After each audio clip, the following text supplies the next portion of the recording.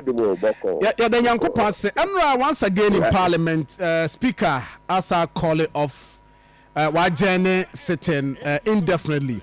The course of Parliament and Rano at the end of the day, Utie the NPP caucus in Parliament, almost say be Speaker. Ama Speaker Asari call it Parliament. In fact, even contempt to Krana, they will make sure Speaker Ebe suffer. Now, the question is, the course on our Parliament, and the free Supreme Court about BC Parliament, the course on Ranwa. And no Speaker, this is your take, you know. I don't know my original saying na sense na Emrano Ebe Kano. Okay, yeah, and you kind, yeah, Krata, and say, Asa, you who there say, on say, or mind my cost of living our costry, which I know, I was going to mention it, the young can when I because Speaker on the trade. I'll say a kind of faith, Master, I who trio. On mind my papa. Now, Bauniani Kupado, is this what they promise? A man will bonny I'm a Yamabu Kosoro, Ronia back, Tikin, them, Butum. If we have a for Mobeko, also prospectus over 3,000 Yama also and San and Colaya school.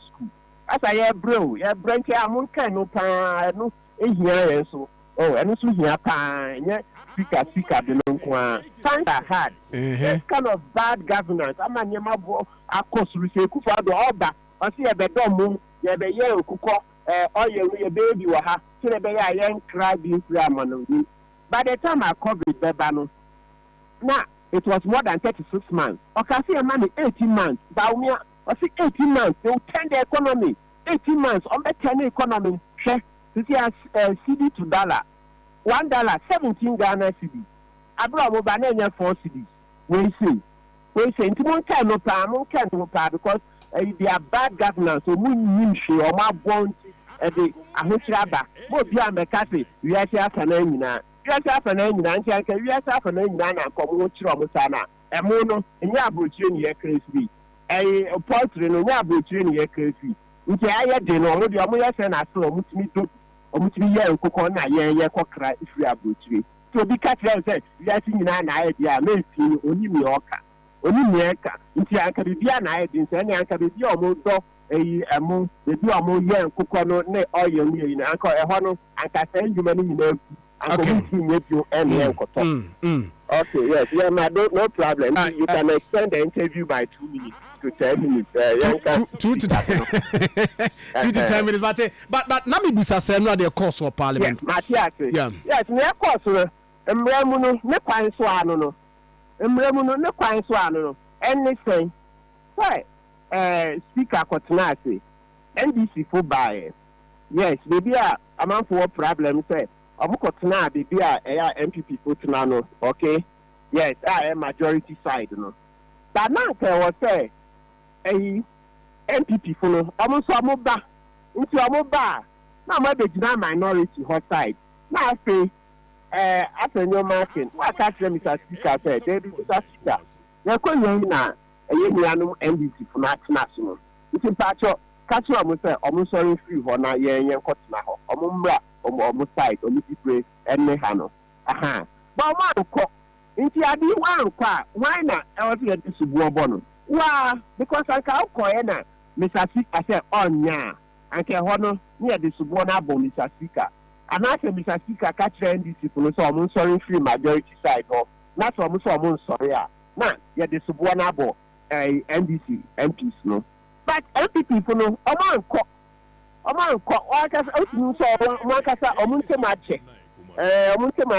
there are deep cracks within the MPP.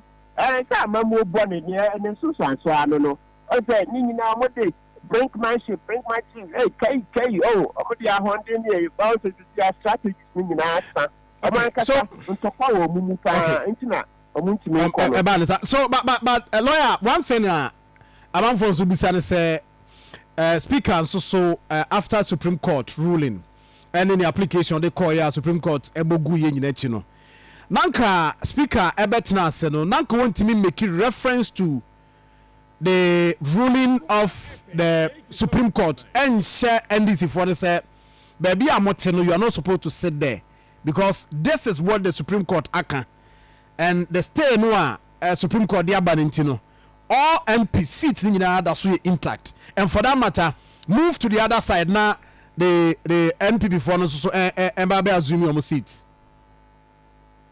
Oh yes, yes, they have something to say. That's another method of it. But say, okay, for the case where I say there are 1,000 ways of killing a cat. Into entrepreneur, Abanisa say, yeah, you know, BBC. There's a problem. It's a solution. Yeah, nipa no no tie gwanumu no. So yes, I cannot force them. But not near na yeah comment here and say anka a MPP for no call yeah. Okay. Into a more case anka speak and pamo free or even before MPP for back on. Well, they can also that's their opinion. I think that and also it could have worked. It could have worked. Into anka minimum kura adena. After you on and coaching Banum and Koya protest no. Now, ebi anka for na train omugina abonten we aka tro mo say mo twe na mi room after you nko room na onko ka tro Mr. Speaker say nti ya no de yes omo fi say speaker nso nko empama omo no omo so omo obi na utie afenyo marking I say speaker no on site the speaker for contempt because one far Supreme Court Mrano and she no anya juma. In this case, both the NDC and the Speaker of Parliament almost at afum or matumra for not Speaker Crown in Speaker's case when ready what the Supreme Court aka no I am forcing now osa agenda sitting no indefinitely no.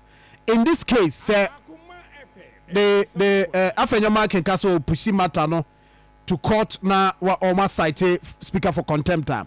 Is it in order? Oh, there are 3 ways of answering it, 3 stages.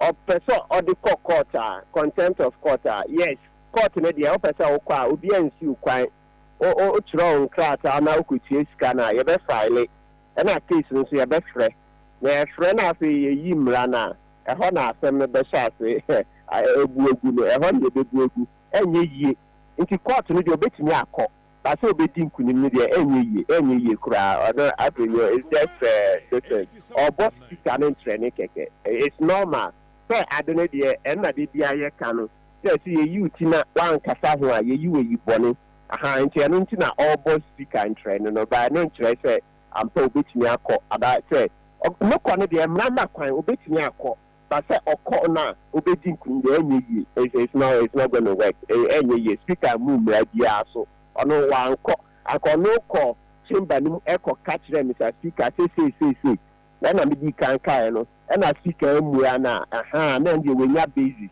ba wa nkọ nti wa nkọ a speaker anya ode nti case ni ode coach du pa de bo obi entry engine kunu case we mu ba ne kọ no de mrama no kwan obetumi go Supreme Court say oba be ye consent but enye yi only speaker ya dream me who call back to speaker ne press conference or say Ghana ye ni constitutional crisis said the ebinumo ekano no any the SC because or catch say parliament is working any the SC in ray now speaker ka say ye ni constitutional crisis more what you say what kind of saying how the minister can yaje kura minister can yaje anka any crisis more anka from on the day of 22nd October no anka sada na nko mu ye adwuma kama anka 23rd October mu ye adwuma ka 24th mu ye adwuma